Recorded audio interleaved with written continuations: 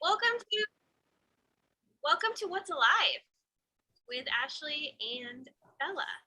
So you can join us every Tuesday and Thursday if we make it on. There's no promises that it will be every Tuesday and Thursday, but generally every Tuesday and Thursday, we'll be talking about what's alive. This is from the macrocosm to the microcosm, from the infinitesimal to the infinite. We're going to discuss what's alive in the field, energetically, maybe even physically, like what's going on, current events. We're going to talk about what's alive in the transit and what's alive in our hearts.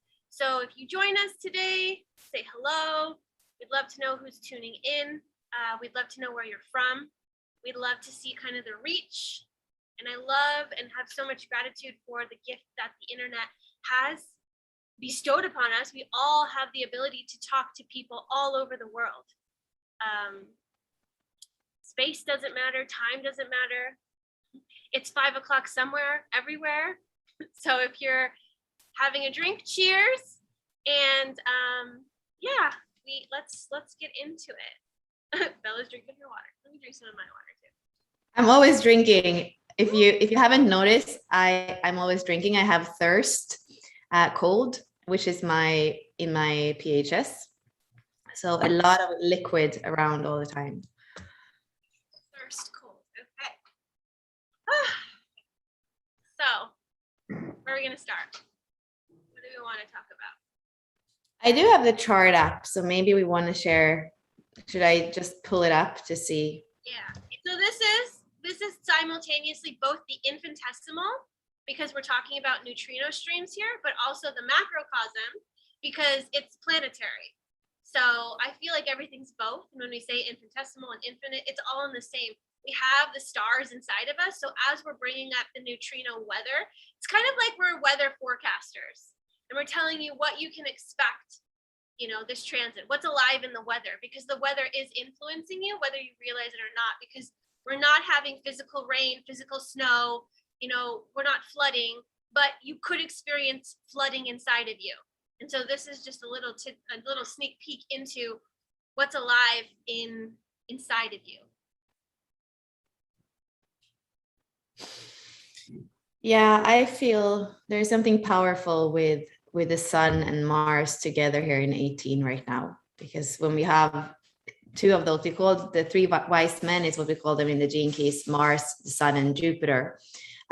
So having Mars and the sun together in this 18, it feels, and we have Mercury going retrograde, I think it is today. So what is it that we need? What is it that we need to reflect on and maybe go back over again?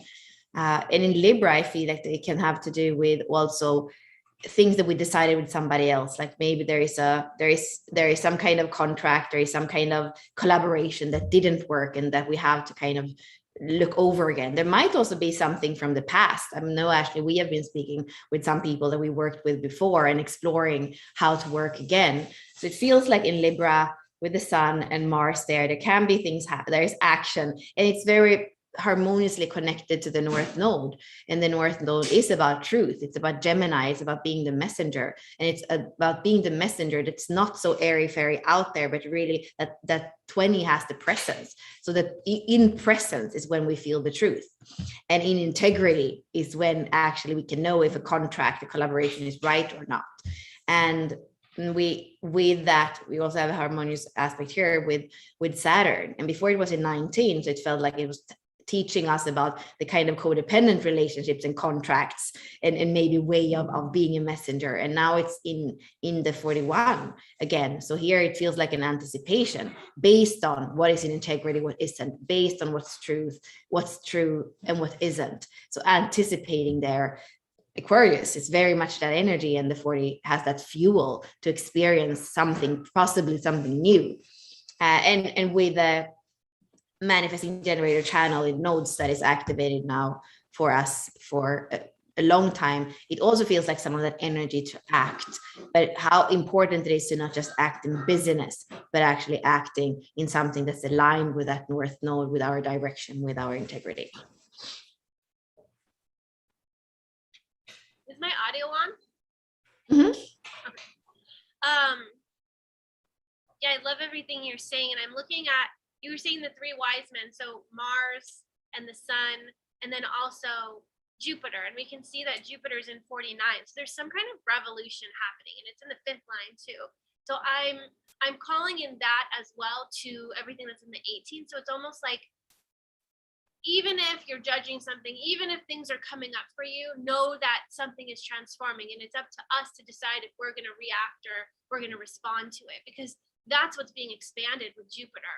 And it's not close by any means to where the 18 is. So it's like kind of happening behind the scenes in a way.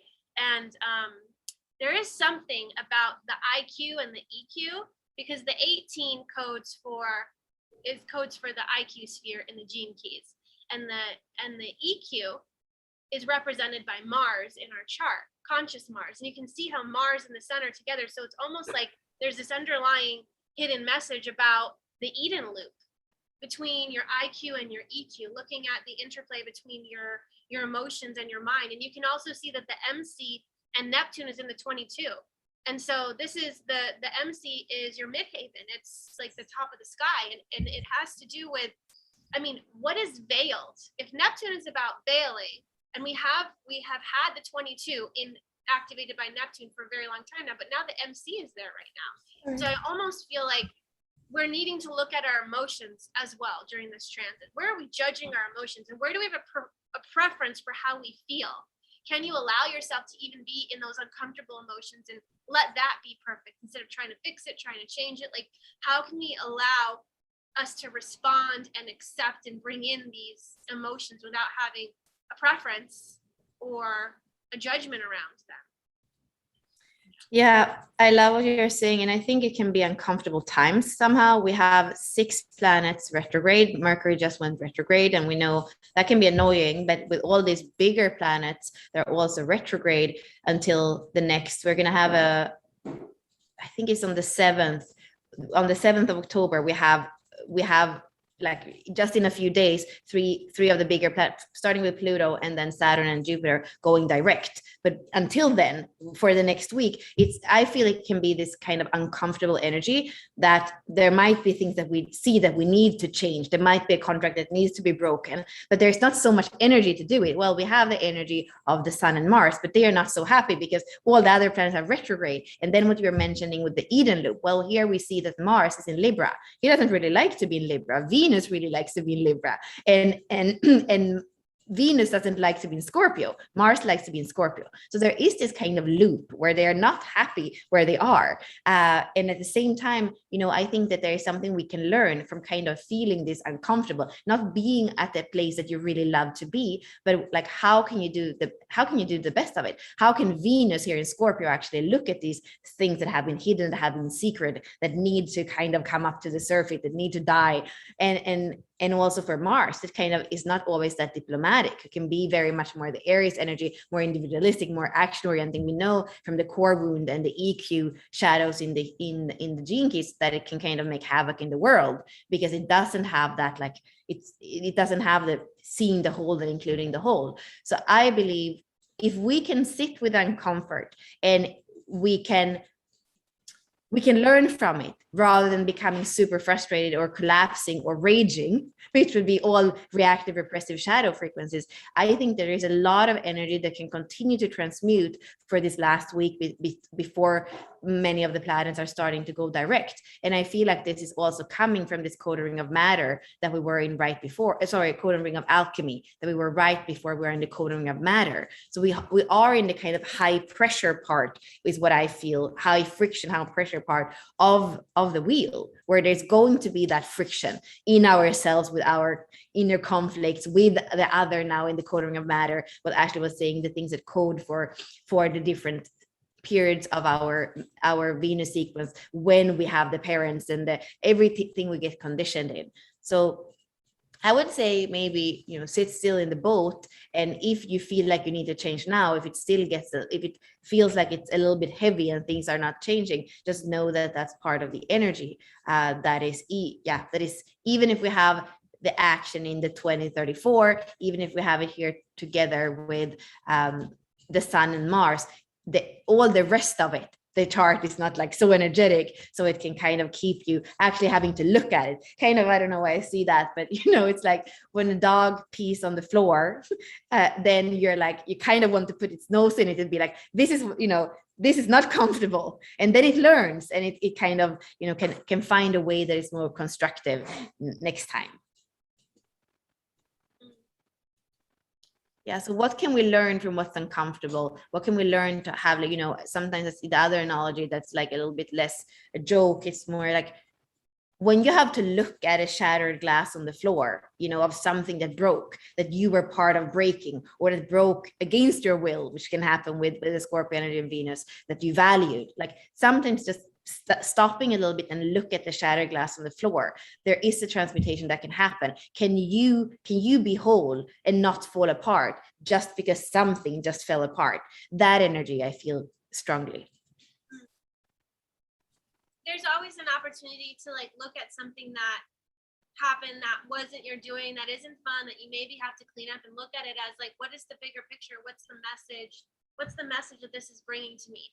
We could cry over spilt milk, cry over shattered glass, and like get angry because we have to clean it up, or you can see what the message is behind it. Like they say that shattered glass is actually good luck. So what luck is coming to you, or prosperity when you break that? It's like, oh, okay, well, this is good. It's like, can we turn this brokenness into something positive? My daughter has been loving to get into my bathroom and playing with my potted succulents. And finally, when I was doing the dishes the other day when Justin was gone, she got hold of it, went into my bedroom, dumped it out on my bed, and half of it was on like this ottoman, and she was rubbing it in, and like it was like dirt everywhere. I went in, and I wasn't even mad. Normally, I don't like mess. My kids know I don't like mess. They're like, clean up, whatever it is going on.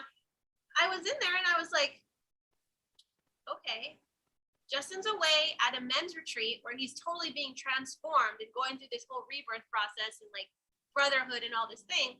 Maybe he's not supposed to come home to the old sheets that we made our bed with. You know how they have that saying, like, you made your bed, now sleep in it? I had to unmake my bed, and we didn't need to sleep in it anymore. And then I had to remake it with a new intention. And it was beautiful. And I wasn't even mad. I was like, thank you for getting dirty and letting me know it's time to clean the sheets, because your man's coming home and things are going to be different. So I looked at it as a positive, and we can frame shift anything and look at it as a positive, because it doesn't need to be negative. I think that we have an idea of how we want things to go and what we want things to be. And it's certainty. I walk into the bedroom, I want my bed to be made, and I want it to be clean. I walk into the bedroom and I'm slapped with uncertainty and shock. And I'm like, well, what does the universe want me to shift? And I always look at my daughter, who's a reflector, as this little, like, she's a messenger.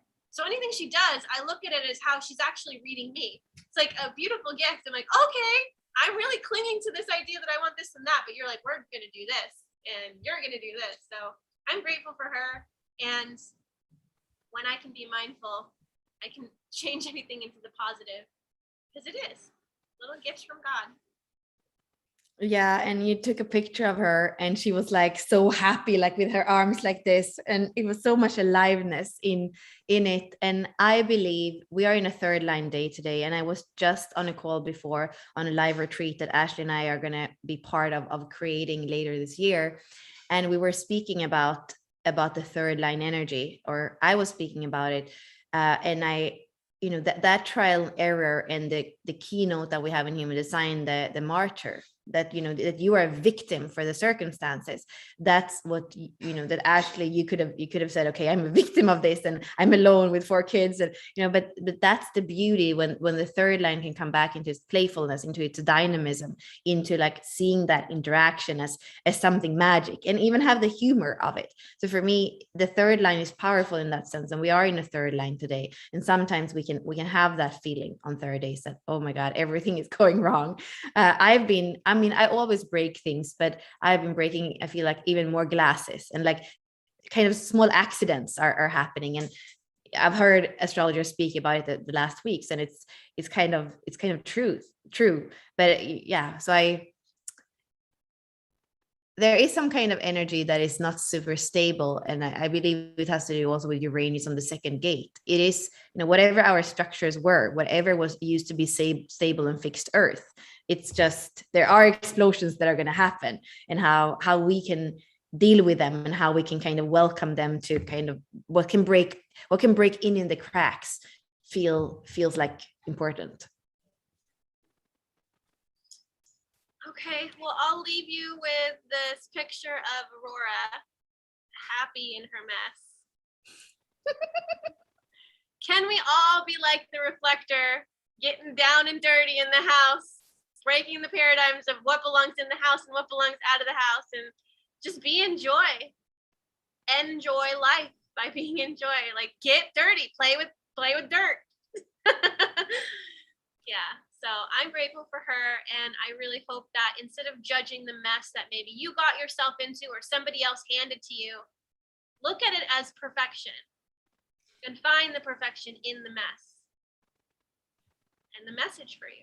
So thanks for joining us for this Tuesday edition of What's Alive, and we look forward to seeing you again. Have a wonderful day, night, morning, wherever you are. Thank you.